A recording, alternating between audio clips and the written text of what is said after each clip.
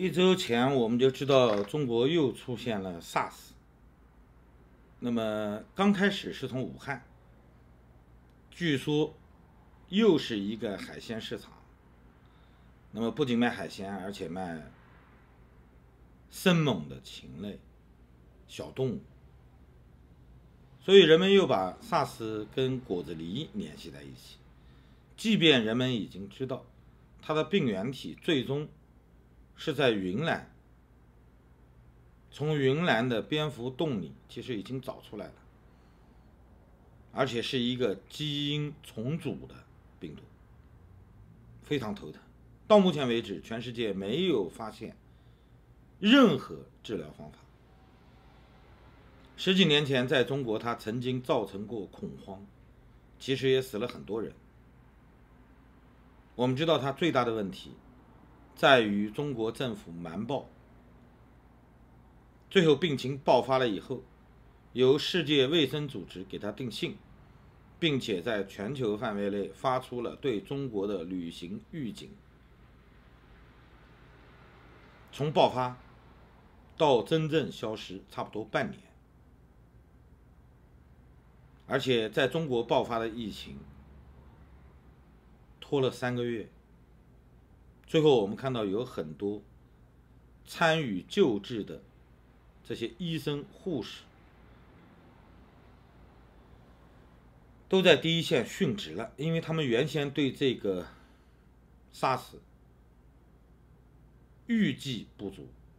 采取的措施也很有限。所以这次我们看到武汉刚刚爆发了疫情，国际社会对它就很关注，世界主要的媒体都报道了，而且不仅报道，最近1个星期发生的例子越来越密集。那么韩国发现了，香港发现了，更多的国家在发现它的同时是当它跟当年的 SARS 一样来处理的。所谓的 SARS 是在中国疫情爆发了至少3个月以后，由世界卫生组织在2003年3月12号给它定的性，叫严重呼吸系统困难症，简称 SARS。 在中国我们更熟悉它的名字叫非典。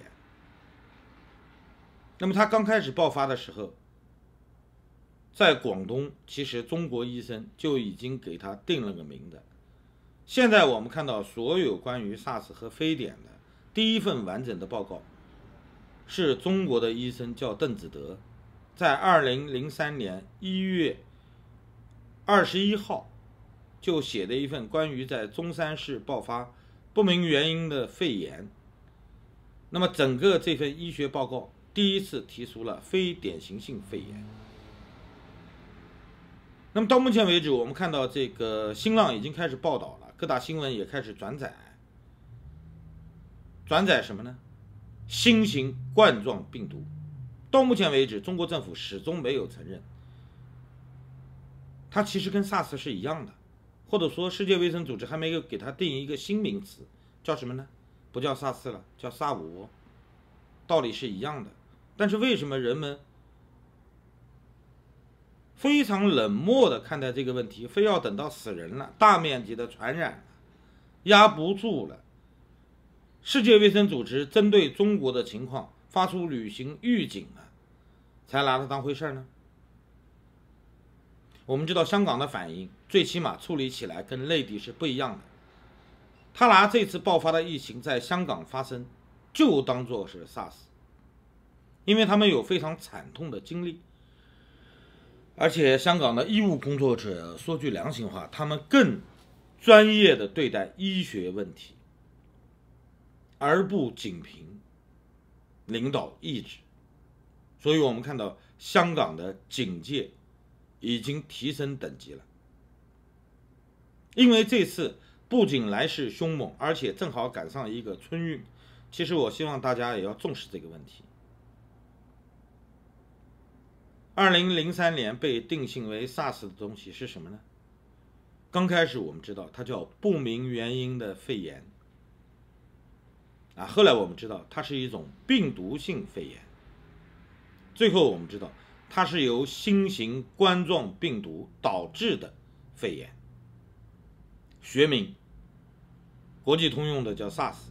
在中国更为人所熟知的是非典。那么这次呢？这次它还是不明原因的肺炎，还是新型病毒引起的肺炎，而且已经被确诊为新型冠状病毒所带来的肺炎。跟上次的 SARS 有什么区别呢？本质上是一样的东西，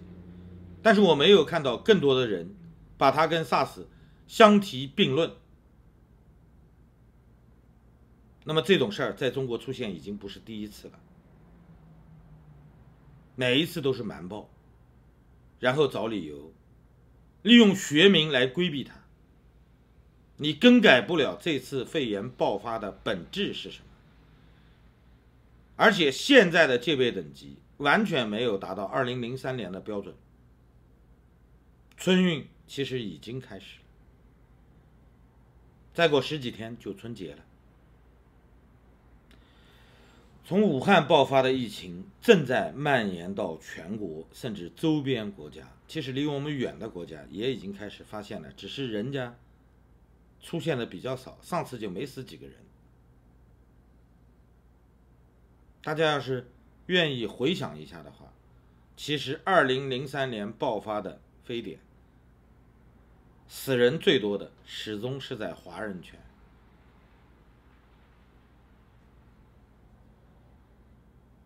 几年前就已经找到了发病的根源，在云南的蝙蝠洞里就已经找到了最接近 SARS 病原体的东西，是一种 S 病毒，而且它已经被发表在英国的《自然》杂志上。那么发表了以后怎么定性的呢？就这个病毒的产生，它有可能是非常恐怖的一种现象，叫基因重组，是在自然界发生的，还是有别的问题？到目前为止，科学家没有找到更详细的最终的结论。只有一点我们大家都应该清楚，所谓的 SARS 到目前为止没有任何疫苗，也不是板蓝根能治愈的。10几年前在中国人眼中，类似于瘟疫的东西，它其实今天又出现了，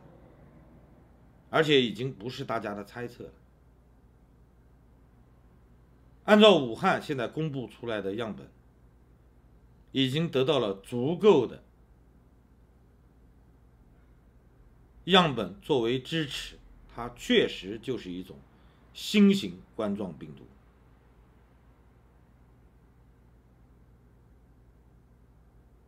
它未来叫什么名字，能定性成什么我们不知道，因为来不及，是吧？你只有足够的传播，才会让世界卫生组织给它专门定一个学名。现在威胁仅仅在中国以及周边。说到底一句话，它的发病感染主要还是在华人圈。那么每次出现这个问题，人们都要想一想，为什么同样的坑里要跌2回呢？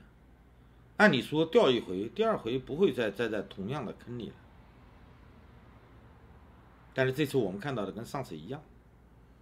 上次是卫生部部长下台了，北京市市长下台了，这次呢？这次只是武汉，只是湖北，那么最多也就是类似的处理有先例可循，但是死去的这些人何辜啊？到目前为止，内地的报道没有加重对整个疫情的控制，只是轻描淡写的说了一下，这次的病毒搞清楚了，是一种新型冠状病毒，不是 SARS。真的不是吗？现在所有的信息都是公开的，对照一下2003年公布出来的信息，中国政府也是梯次抵抗，最后被迫承认。那么今天他在文宣上，在引导上更加的淡然，处理起来感觉轻飘飘的。到目前为止，没有任何人真正的重视它。我们都知道，春运是涉及到全体中国人最大的一次迁徙，我们都像候鸟一样，只要有一丝可能，都会回到自己的家乡，吃个团圆饭，混得好的还能装装逼，提携一下自己的亲朋故旧。即便混得不咋地，也会临时装点一下门面，好歹过一个团圆年。正是因为我们今天没有重视它，所以春运极有可能带来疫情的爆发。希望大家尽可能多的关注一下最新的进展，但愿能有更多的人重视起它来。当然，最希望的还是